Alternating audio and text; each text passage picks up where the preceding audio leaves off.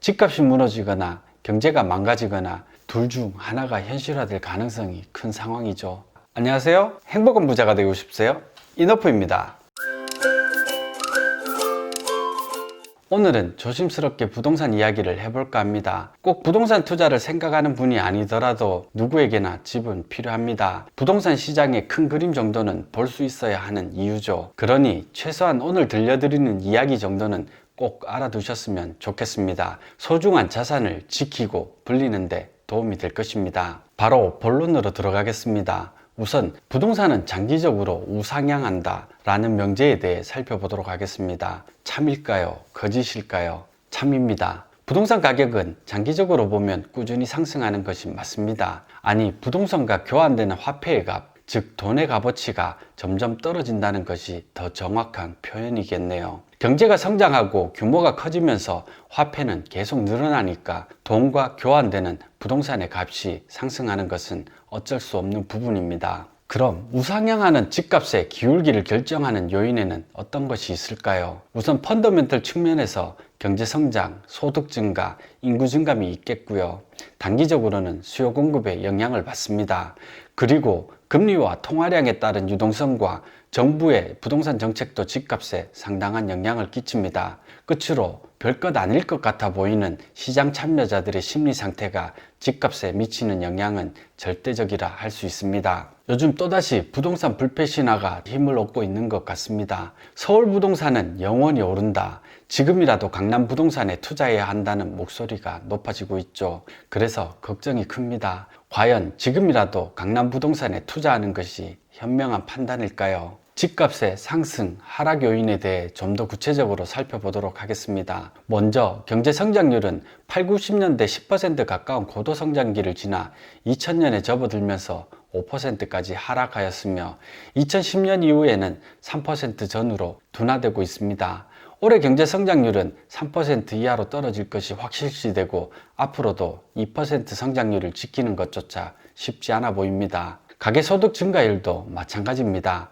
경제 성장률과 비슷한 속도로 감소하고 있고 최근 몇 년간 하락 속도가 더욱 가팔라지고 있습니다. 그마저도 소득 양극화가 빠르게 진행되고 있어 대부분 국민들이 느끼는 소득은 제자리인 경우가 많습니다. 우리나라가 세계 최고의 저출산 국가라는 것은 누구나 알고 있는 사실입니다. 그나마 평균 수명 연장으로 인구의 절대 수치는 아직 상승하고 있지만 증가율 자체는 매우 완만합니다. 증가하고 있는 인구의 대부분이 고령층이며 세계 최고의 노인 빈곤율이 보여주는 것처럼 인구 증가가 집값 상승과는 무관한 상황입니다. 1,500조 원을 넘어선 가계부채로 인해 고강도 대출 규제가 이루어지고 있죠. 보유세 및 양도세 강화도 이어지고 있습니다. 우리가 생각하는 이상으로 세금은 무섭습니다. 어쩌면 부동산 안정화의 키는 세금이 쥐고 있을지 모른다는 생각이 들어요. 또한 투기과열지구 지정, 분양가 상한제 시행, 재건축 초과이익 환수 등 전방위적인 부동산 규제 정책들이 쏟아지고 있죠. 이는 전체적으로 집값 상승의 기울기를 낮추는 역할을 합니다. 그럼 반대로 집값 상승의 기울기를 높이는 역할을 하는 요인에는 어떤 것이 있을까요? 먼저 지금까지 소득 증가 수준을 넘어선 집값 상승이 어떻게 계속될 수 있었을까요? 그렇습니다. 부족한 소득을 대출로 커버했습니다. 지난 20년간 무서운 속도로 가계대출 총액이 증가했고 높은 집값을 떠받치는 역할을 했습니다. 집값이 계속 오를 것이라 주장하시는 분들의 이야기처럼 인구 증가율은 둔화되고 있으나 1인 가구를 중심으로 전체 가구 수는 꾸준히 확대되고 있습니다. 금리도 집값 상승의 기울기를 높이는 데 한몫했습니다. 경제가 어렵다 보니 금리는 1%대까지 내려왔죠.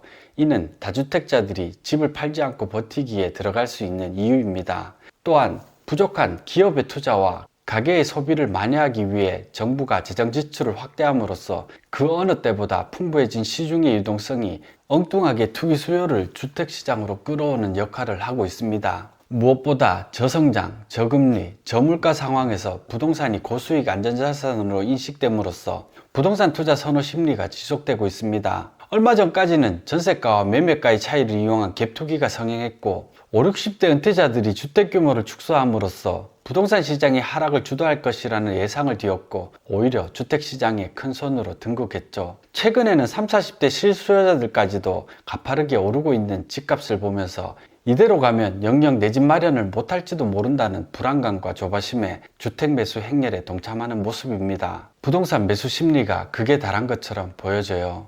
요약하면 집값에 절대적인 영향을 끼치는 경제 성장률, 소득 증가율, 인구 증가율은 뚜렷하게 둔화되고 있습니다. 하지만 대출 증가, 가구 수 증가, 금리 인하와 유동성 증대가 집값을 떠받치고 있는 형국입니다. 여기에 부동산 가격 상승에 대한 기대 심리가 커짐에 따라 시중 자금이 부동산으로 쏠림으로써 부동산 가격이 급등세를 연출하고 있죠. 이를 우려해서 정부는 대출을 규제하고 보유세와 양도세 등 세금을 인상하는 동시에 각종 부동산 규제책을 연일 쏟아내고 있습니다. 이처럼 부동산 시장에는 상승 요인과 하락 요인이 혼재해 있습니다. 그래서 모두가 갈피를 못 잡고 우왕좌왕하고 있죠. 그런데 사람들이 중요한 사실 하나를 간과하고 있습니다. 집값을 끌어내릴 수 있는 요인들은 추세적이고 장기적이라 변화되기 힘들지만 부동산 가격을 올리고 있는 요인들은 언제든 뒤집힐 수 있다는 사실입니다. 그럼 집값은 지금 어디쯤 와 있으며 앞으로 어떻게 될까요? 부동산 가격은 장기적으로 우상향하니까 아무 때나 사면 될까요? 그렇지 않습니다. 부동산 가격은 일정한 기울기의 직선으로 움직이지 않아요.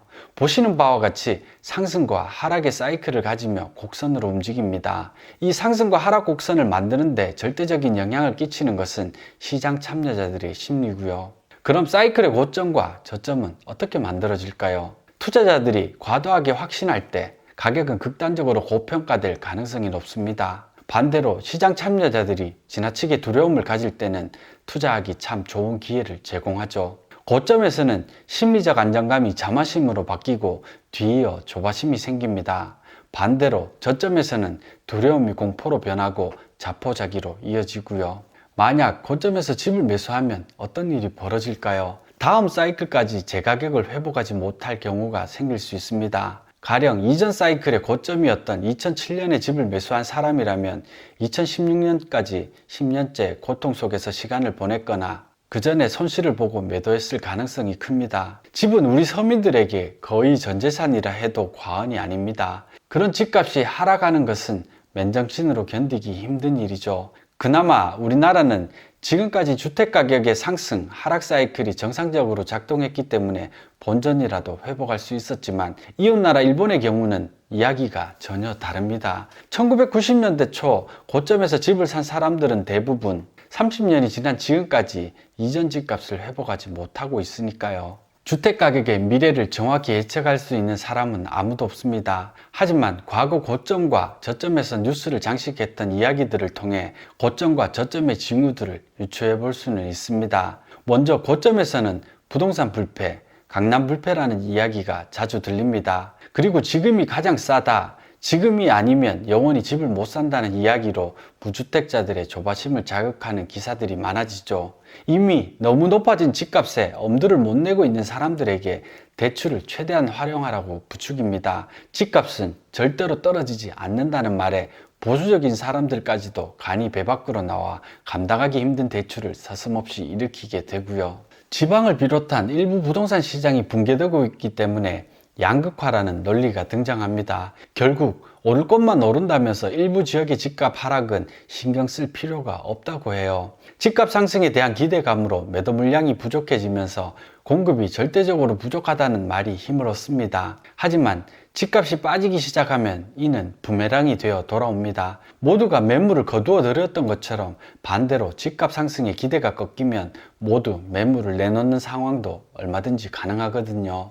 연일 쏟아지는 정부의 부동산 안정화 정책에도 집값은 계속 오르니 정부 정책은 반드시 실패한다는 목소리가 커집니다. 정부는 절대로 시장을 이길 수 없다면서 정부 정책을 우습게 생각하기 시작하죠. 결국 정부는 더 센 규제책을 계속 내놓을 수밖에 없는 상황이 됩니다. 부동산 상승에 대한 확신이 극에 달하면 마지막에 구체적인 수치가 등장합니다. 최근 나오고 있는 강남 집값 평당 1억 원 시대처럼 말이죠. 30평대 아파트를 20억 원이 넘는 가격에도 매수하는 사람들이 생겨납니다. 평당 1억이면 앞으로 10억은 더 오를 것이라 생각하고 무모한 추격 매수에 나서게 되는 거죠. 그런데 잘 한번 생각해 보세요. 코스피 3천 간다, 5천 간다는 말이 나왔을 때 주식시장은 어떻게 됐나요? 그때가 항상 고점이었죠. 반대로 집값이 바닥일 때는 어떤 뉴스들이 많았을까요? 뉴스에 연일 일본 이야기가 도배되기 시작합니다. 우리도 일본 따라간다는 말이 큰 힘을 얻죠. 하우스 푸어가 넘쳐난다는 뉴스와 함께 집을 팔고 싶어도 안 팔린다고 떠듭니다. 전세가가 상승하고 있는 이유는 앞으로 부동산은 더 빠질 것이 자명해서 사람들이 집을 안 사기 때문이라고 합니다. 이제 집은 바이, 즉 사는 것이 아니라 리브, 사는 곳이라는 말이 공공연하게 들려옵니다. 요즘 젊은이들은 집보다는 차를 선호하기 때문에 어렵게 집을 사느니 좋은 차를 사는 사람들이 부쩍 늘었다는 인터뷰 기사들이 여기저기에 실립니다. 한마디로 부동산 신화는 끝났다는 말이 복음처럼 퍼지는 거죠. 이때도 정부의 부동산 정책이 실효성 없다는 말이 집값이 고점일 때와 마찬가지로 자주 등장합니다. 백약이 무효라는 말처럼 어떤 부동산 정책도 안 먹히거든요. 사람들이 흔히 하는 오해가 두 가지 있습니다. 정부 정책 이퀄 부동산 규제책이라는 것과 정부 정책은 절대로 시장을 이길 수 없다는 믿음이죠. 부동산 규제책이 워낙 강력하기 때문에 사람들은 부동산 정책이라고 하면 규제책만 떠올립니다. 하지만 잘 한번 생각해 보세요. 이명박, 박근혜 정부의 주된 부동산 정책은 무엇이었는지, 대놓고 빚내서 집을 사라고 정부가 홍보했을 정도로 모든 부양책을 총동원했습니다. 대출 규제를 완화하고 각종 세금을 감면했으며 다양한 인센티브를 주면서까지 부동산을 부양하려 했죠. 결국 끝없이 추락하던 부동산 시장이 상승을 넘어 급등세로 전환하게 된 계기가 됐습니다. 정부의 부동산 정책은 부동산을 무조건 때려잡는 것이 목표가 아니라는 얘기입니다. 경제의 펀더멘털을 고려해서 우상향하도록 안정화시키는 것이 목표인 거죠. 정부의 부동산 정책은 시간이 좀 걸릴 뿐이지 항상 성공했습니다. 온수를 틀면 더운 물이 바로 안 나오죠. 그래서 계속 온도를 올리다 보면 결국 화상을 입을 정도로 뜨거운 물이 나오게 됩니다. 정부 정책도 시장에 영향을 끼치는데 어느 정도 시간이 필요할 뿐입니다. 하지만 어떤 정부도 부동산 시장이 냉탕이 되는 것을 바라지 않습니다. 부동산 시장의 급락은 경제 성장률까지 떨어뜨리기 때문이죠. 정확히 말하면 정부가 바라는 것은 미지근한 온탕입니다. 열탕이 되면 식히려 하고 냉탕일 때는 데워서 온탕으로 만들려고 노력하는 거죠. 지금 서울에 집을 판 사람이나 산 사람 모두 노이로제에 걸려 있습니다. 집값이 올랐다거나 내렸다는 뉴스에 기분이 천당과 지옥을 오가죠. 그도 그럴 것이 몇 달 만에 몇 억씩 오르락 내리락 하기 때문입니다. 몇 년을 일해서 모아도 손에 쥘 수 없는 돈이 몇 달 새 왔다 갔다 합니다. 최대한 빚을 끌어서 집을 산 사람은 꼭대기에 산 것이 아닐까 불안할 겁니다. 혹시 집값이 떨어지면 어쩌나 잠도 잘 안 오죠. 반대로 집을 판 사람은 어떨까요? 마찬가지입니다. 너무 빨리 판 것은 아닐까 의구심이 듭니다. 팔고 나서 몇 억씩 올랐다는 말을 들으면 배가 아프고 심술이 납니다. 집을 잘못 팔았다고 자책하느라 우울하죠. 모두 정상이 아닙니다. 누구 하나 두 발 쭉 뻗고 잘 수 있는 사람이 없기 때문이죠. 주택시장의 미래를 정확히 예측할 수는 없습니다. 지금이 고점인지 아닌지 아무도 알 수 없다는 뜻이죠. 시간이 지나봐야만 분명해질 겁니다. 하지만 확실한 사실 하나는 영원히 오르거나 내리기만 하는 것은 없다는 겁니다. 변동폭의 차이는 있겠지만 모든 자산에는 오르고 내리는 사이클이 존재합니다. 지금 집을 안 사면 정말 영원히 집을 못 살까요? 물론 집값이 더 오를 수도 있을 겁니다. 유동성이 넘쳐나고 시장 참여자들의 자신감이 극에 달해 있거든요. 그래도 언젠가는 하락 사이클이 올 겁니다. 그때도 지금 가격 이하로 내려오지 않을 것이라 생각하세요. 정부의 시그널은 명확합니다. 지금 가격도 우리 경제가 감당하기 힘들 만큼 너무 올라버렸다는 거예요. 그래서 적정 가격 이하로 내려올 때까지 정부는 규제책을 멈추지 않을 겁니다. 모두가 공멸하는 것을 넋놓고 보고 있을 수는 없으니까요. 한 나라의 경제 수준을 가늠할 수 있는 GDP 대비 주택 총액은 이미 2017년에 2.3배를 넘어섰습니다. 지난해와 올해 두 차례에 거쳐 집값이 더 폭등했으니까 지금은 아마 훨씬 더 높지 않을까 추측해 봅니다. 세계 최고 수준이죠. 이걸 자랑스러워해야 할지 잘 모르겠습니다. 글로벌 경제 위기와 같은 외부 충격으로 집값이 무너지지 않더라도 지금 가격은 우리 경제에 큰 짐이 되는 것만은 분명해 보입니다. 집값이 무너지거나 경제가 망가지거나 둘 중 하나가 현실화될 가능성이 큰 상황이죠. 여러분이 만약 부모의 도움을 받기 힘든 대다수의 평범한 20, 30대 직장인이라고 생각해 보세요. 과연 희망이 있을까요? 열심히 일하면 남들처럼 살 수 있다는 희망, 저는 그게 의문입니다. 희망이 있어야 열심히 일도 하고 미래도 준비할 텐데 그게 가능할지 잘 모르겠습니다. 집값에 대한 이야기는 참 어려운 것 같습니다. 오른다고 해도 욕을 먹고 내린다고 해도 욕을 먹으니 말이죠. 만약 제가 집이 없는 무주택자였다면 무리해서 빚을 내서 집을 사기보다는 다음 사이클을 기다렸을 것 같습니다. 자본주의는 늘 위기를 잉태하고 있으니까요. 늘 이번에는 다르다고 했지만 번영의 시기는 영원하지 않았습니다. 상승과 하락의 사이클이 있었죠. 끝으로 한눈 팔지 않고 열심히 일하고 아끼고 아껴서 월급을 모으며 누구보다 열심히 살았는데 단지 집을 사지 않았다는 이유로 낙오자가 된 기분을 느끼게 된다면 그게 과연 건강한 사회일까요? 우리 다음 세대를 위해서라도 진지하게 고민해 봐야 할 문제인 것 같습니다. 오늘 영상은 이것으로 마치겠습니다. 여러분 행복한 부자 되세요. 고맙습니다.